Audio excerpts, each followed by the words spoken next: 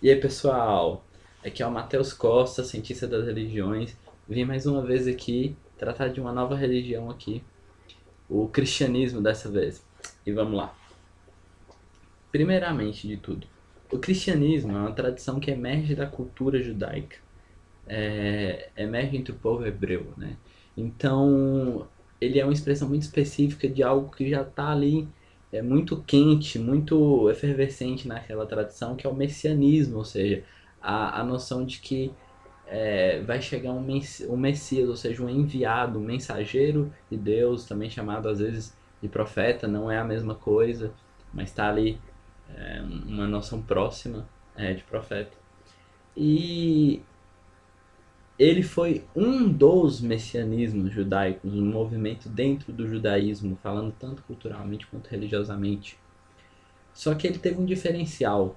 O Messias que liderou esse movimento, né, o Yeshua, também chamado de Jesus, mais aportuguesadamente falando, ele teve alguns discípulos. Esses discípulos, um mais famoso, né, o Paulo, ele foi para a Grécia e lá ele tentou divulgar o cristianismo numa linguagem usada pelos cristãos, tentou pregar o cristianismo.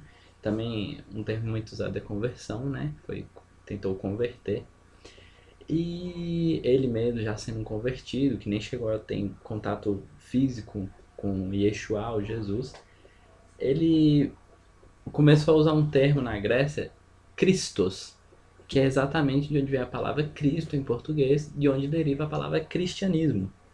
E é bem dessa troca intercultural de onde vai surgir o cristianismo, e é dessa troca intercultural de onde começa algumas reações, algumas novidades que distinguem o cristianismo do judaísmo, né? Então tá aí uma influência greco-romana, entre outras, né? Egípcia também, e de vários outros povos que gera o cristianismo, que pode ser entendido como uma tradição nova em relação ao judaísmo, né? Que falando tanto culturalmente quanto religiosamente, que não está tão separado.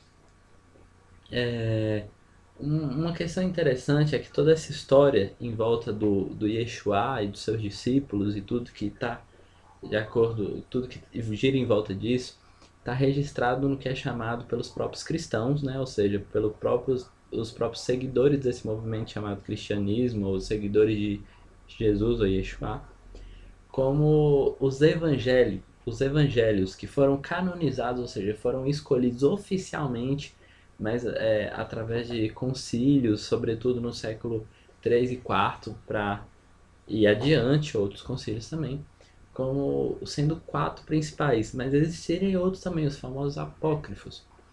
Mas, além dos evangelhos, existe também o Novo Testamento, que são vários outros livros que compõem uma certa continuidade do Talmud, ou seja, o que se chamaria da primeira parte da Bíblia aqui em português. Bíblia, novamente, também significa biblioteca. Olha que interessante, a palavra Bíblia remete literalmente à biblioteca, o que nos mostra que o livro dos cristãos, que é chamado em português de a Bíblia, ele é justamente uma reunião de escritos de vários autores, que engloba tanto o Talmud e a Torá cristã, a Torá judaica, mas também tem livros novos que distinguem essa tradição do judaísmo, porque, como o próprio nome evangélico quer dizer, é uma boa mensagem, uma boa nova, uma boa notícia. Ou seja, além de novo, é também uma boa notícia, quer dizer que tem algo de novo ali, lembrando do viés messiânico do cristianismo, né? E escatológico, por que não, né? Lembrando daquele livro do Novo Testamento, o Apocalipse. Escatológico aqui significa algo que remete a um fim do mundo, a um fim das coisas como nós a conhecemos. E essa tradição, ela tem duas grandes expansões, além das várias expansões e movimentos culturais que aconteceram também ao longo da sua história.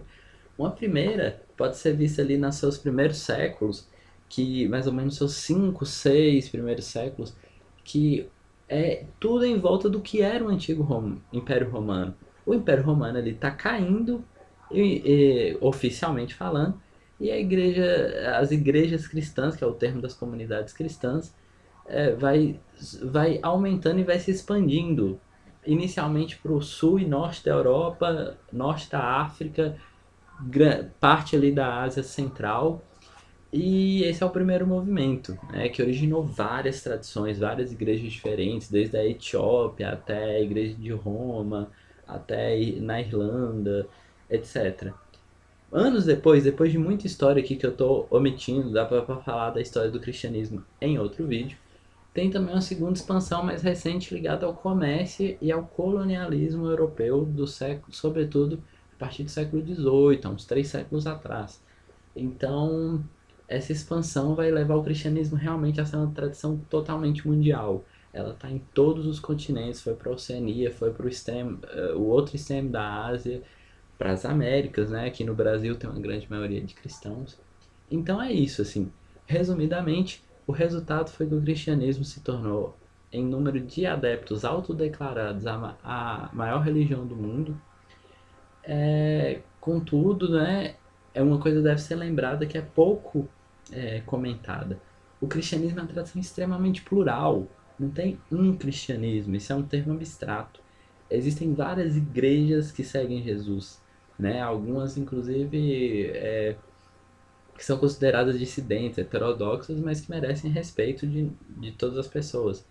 E o ponto é, cristianismo está em todos os continentes, fala várias línguas, tem tradições tão antigas quanto a romana, que é a mais conhecida no Brasil, como a etíope, a da Romênia, entre várias outras que eu poderia citar aqui.